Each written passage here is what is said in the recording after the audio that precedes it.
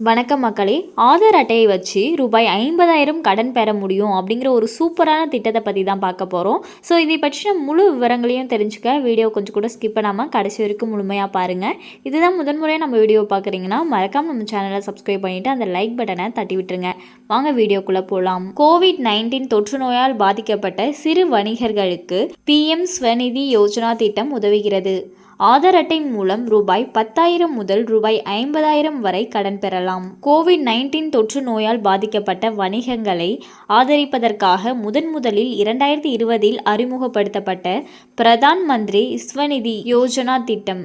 இந்த திட்டம் சிறு வணிகர்கள் மற்றும் தெருவோர வியாபாரிகள் எந்த உத்தரவாதமும் இன்றி கடன் பெற உதவுகிறது.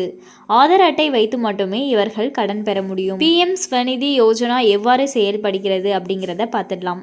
பயனாளி வர்த்தகர்களுக்கு ஆரம்பத்தில் ரூபாய் 10,000 வரை கடன் வழங்கப்படுகிறது. அவர்கள் சரியான நேரத்தில் திருப்பி செலுத்தினால் அடுத்த முறை ரூபாய் 20,000 பெறலாம். முந்தைய கடனை சரியாக நேரத்தில் திருப்பி செலுத்தியதன் அடிப்படையில் பின்னர் கடன் தொகை ரூபாய் 50,000 அதிகரிக்கப்படும். கடனை தவணை முறையில் 12 மாதங்களுக்குள் திருப்பி செலுத்த வேண்டும். வர்த்தகர்கள் தங்களது ஆதார் அட்டையை பயன்படுத்தி PM ஸ்வநிதி திட்டத்திற்கு அரசு வங்கியில் விண்ணப்பிக்கலாம். கடன் விண்ணப்ப படிவத்திற்கு தேவையான தகவல் ஆவணங்களை பெறுங்கள்.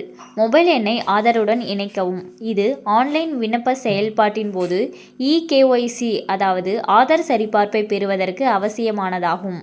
கடன் வாங்குபவர்கள் அத்தகைய வகையான அரசாங்க நலத்திட்டங்களின் எதிர்கால பலன்களுக்காக நகர்ப்புற உள்ளாட்சி அமைப்புகளிடமிருந்து பரிந்துரை கடிதத்தை பெற வேண்டும். தகுதி நிலையை சரிபார்க்கவும். இந்த திட்டத்தில் 4 வகை விற்பனையாளர்கள் கடன் பெற தகுதியுடையவர்கள்.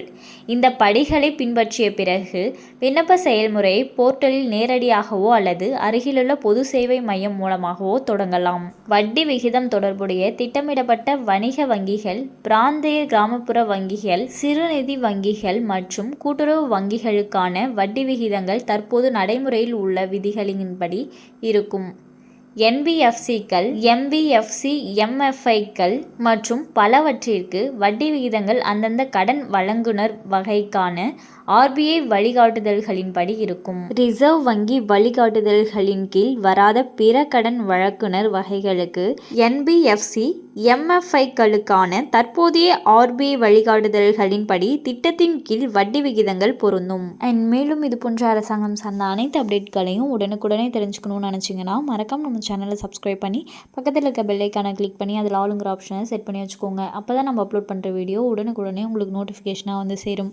அது மட்டும் இல்லாமல் அந்த லைக் பட்டனை தட்டி விட்டுருங்க. தேங்க்ஸ் ஃபார் வாட்சிங்.